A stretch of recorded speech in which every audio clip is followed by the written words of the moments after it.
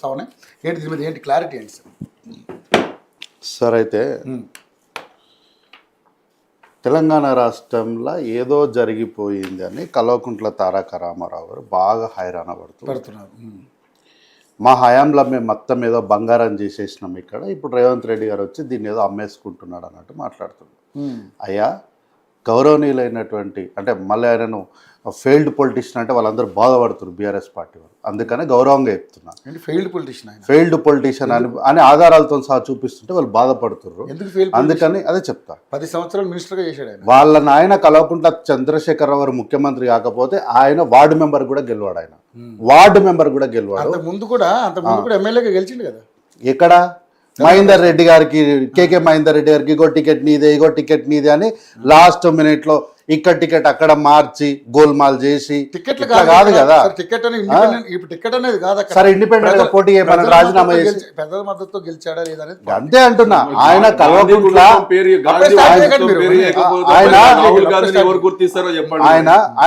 ఆయన భారత్ జోడో వేసి గెలిచిండు. ఆయన అమేఠీలో ఓడిపోయి భారత్ జోడో చేసి సొంత ఇమేజ్ మీద గెలిచాడు. దయచేసి మీరు రాహుల్ గాంధీ గారితో పోల్చుకోకండి. మీరు ఉన్నతమైనటువంటి వ్యక్తులతో పోల్చుకుంటే మేము పెద్దోళ్ళం అయిపోతాం అనుకుంటే అది దుశ్చర్య. ఇంకా మీ విషయాలన్నీ బయటికి వస్తాయి. దయచేసి మీరు ఎవరు రాహుల్ గాంధీ గారితో పోల్చుకోకండి.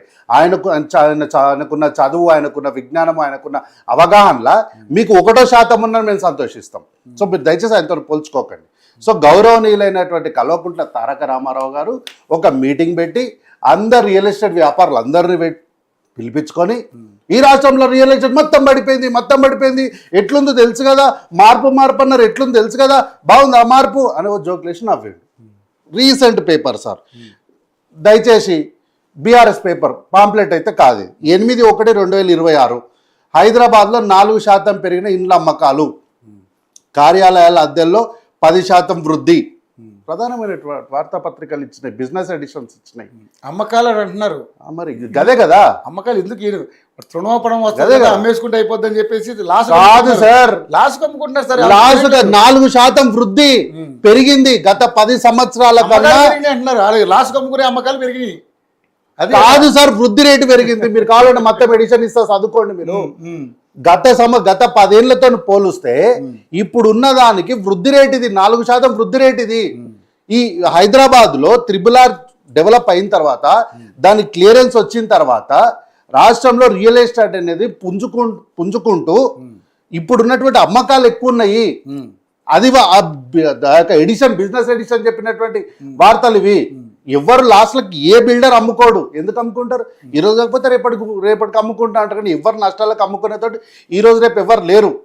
సో రియల్ ఎస్టేట్ మొత్తం పడిపోయింది అన్నప్పుడు మళ్ళీ రియల్ ఎస్టేట్ వ్యాపారం చేస్తారని ఎట్లా చేస్తారు? అంటే నష్టాలు ఉన్న వ్యాపారాన్ని ఎవడన్నా చేస్తాడా? మీలాగా ఔటర్ రింగ్ రోడ్డుని 30 ఏళ్లకు అమ్ముకున్నటువంటి ఘనహీనమైన చరిత్ర కాంగ్రెస్ పార్టీకి ఉండదు, అందులో రేవంత్ రెడ్డి గారికి ఉండదు. కనీసం రియల్ ఎస్టేట్ వ్యాపారం ఎట్లా చేస్తారో కూడా కల్వకుంట్ల తారక రామారావు గారికి తెలియదు సార్. అంటే మరి రేవంత్ రెడ్డి గారు తెలుసు కదా. అవును, తెలుసు కాబట్టి ఈరోజు వృద్ధి జరుగుతుంది. అందుకనే తెలుసు కాబట్టి వృద్ధి జరుగుతుంది.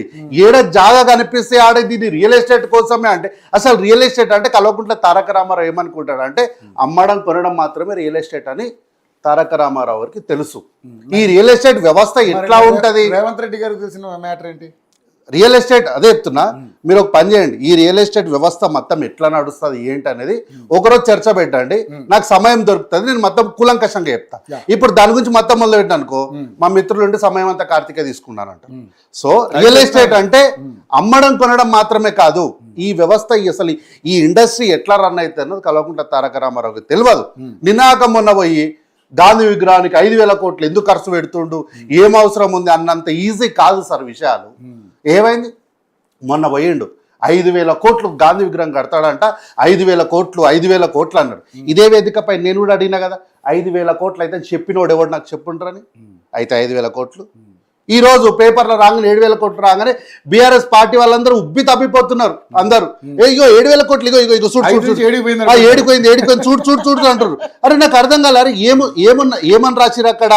7,000 కోట్లతో అభివృద్ధి ప్రణాళిక, గదొక్కటే చదివినరు. దాని లోపలికి పోయి ఈ లైన్స్, మనం వార్తలు చదివేటప్పుడు చాలా మంది మనకి ఏమంటారు, ఇన్ బిట్వీన్ ద లైన్స్ చదవండి అని అంటారు. అది చదవలేళ్ళు. ఏమన్నారు ఇక్కడ? గండిపేట నుండి గాంధీ సరోవర్ వరకు సుమారు 21 కిలోమీటర్ల పునర్జీవానికి సుమారు 7,000 కోట్లతో త్వరలో పనులు ప్రారంభించనుంది.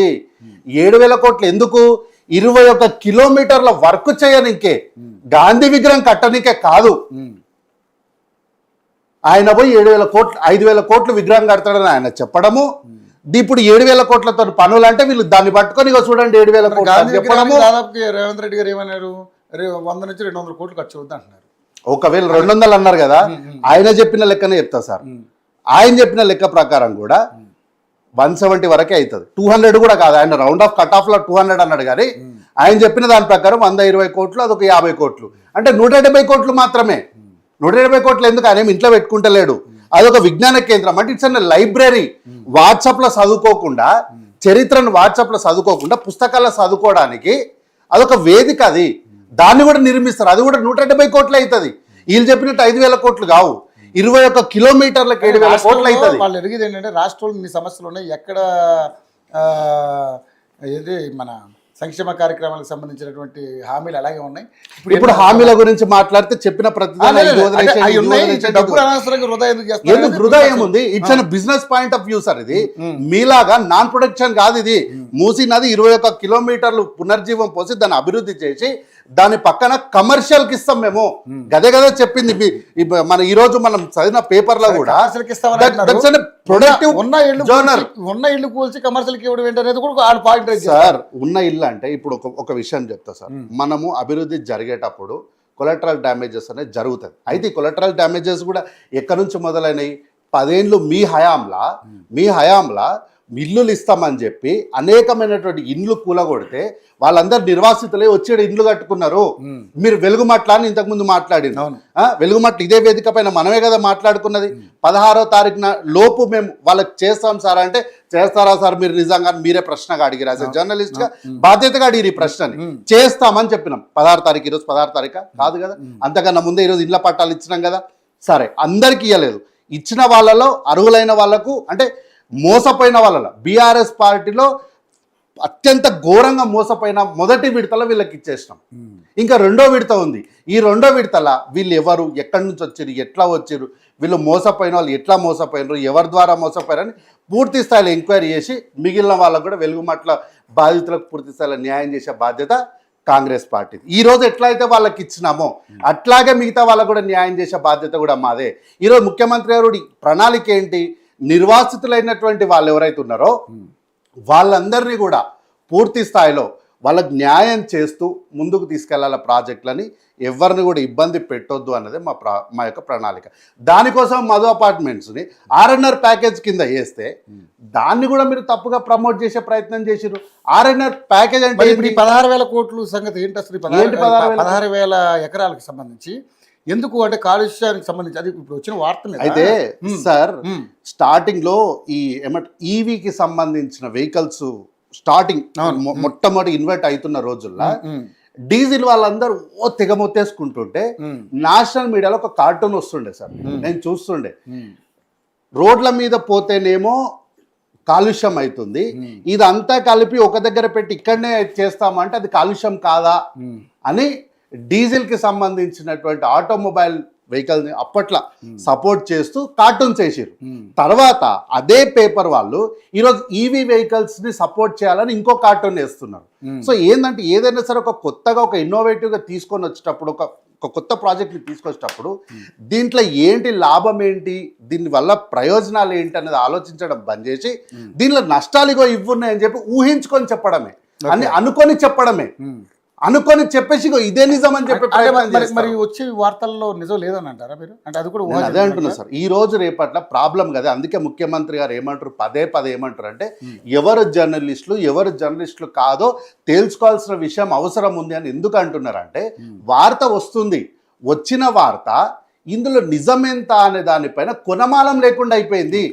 ఏదో ఎవడితో ఇష్టం నచ్చినోడు ఎవడో, ఇప్పుడు నేనున్నా సార్, నేను ఏదో ఇంత చాటభారతం రాయగలను. ఓ ప్రోగ్రామ్ జరిగిందంటే ఆ ప్రోగ్రామ్ 4 రకాలుగా రాసే సత్తా నా దగ్గర ఉంది. సో ఏదో ఇంట్లో కూర్చోవాలి, ఖాళీ కూర్చోవాలి. ఇన్స్టాగ్రామ్ ఇన్ఫ్లుయెన్సర్స్ వీళ్ళకు ఉన్నారు కదా, బీఆర్ఎస్ బీజేపీ పార్టీ వాళ్ళకు, వాళ్ళు ఇంట్లో కూర్చోవాలి, ఇగో ఇదాన్ని ఒక లైన్ ఇస్తే దానికి ఇంత పెద్ద చాటభారతం రాసి ఇగో ఇదే వార్త అని చెప్పినారు. ఈ మధ్య కొత్తగా నేర్చుకున్నారు, పేపర్ కటింగ్ క్లిప్పింగ్ లాగా గీయడం, ఇదో కొత్తగా పద్ధతిలో నేర్చుకున్నారు. అదేందో నాకు అర్థం కాలే. సో దీనివల్ల ఏంటంటే గ్రామాలలో ప్రజలు వీళ్ళందరూ ఏంటంటే ఇట్లాంటి పేపర్ కటింగ్ రూపంలో చూసేసరికి ఇది నిజమే కాబోలని అనుకునే పరిస్థితి కూడా ప్రజల్ని వీళ్ళు తీసుకొని వెళ్ళిపోతున్నారు. తద్వారా ఏది వార్తో ఏది వార్త కాదో, వచ్చిన వార్తలు అసలు దీని కులమానం ఏంటో, నిజమేదో అబద్ధమేదో తెలుసుకోలేని పరిస్థితుల్లోకి ఈరోజు వ్యవస్థలు వెళ్ళిపోతున్నాయి. దాన్ని ఎవరు దాన్ని ఏం లేదు. 16,000 ఎకరాలు ఏ రకంగా వాడబోతున్నారు? 16,000 ఎకరాల్లో ప్రతి ఇంచు కూడా ప్రభుత్వము అకౌంటబిలిటీ అంటే క్యాబినెట్, రాష్ట్ర ప్రభుత్వం ఏం జరిగినా సచివాలయంలోనే మంత్రులు అధికారులు అందరి సమక్షంలో ట్రాన్స్పరెంట్గానే జరుగుతుంది. ఇందులో ఒక్క ఎకరం కాదు కదా, ఒక్క గజమైన ముఖ్యమంత్రి రేవంత్ రెడ్డి గారు కనుక సొంతంగా తీసుకుంటే నేను చెప్తున్నా, ఈ మాట మీద నేను నిలబడతా.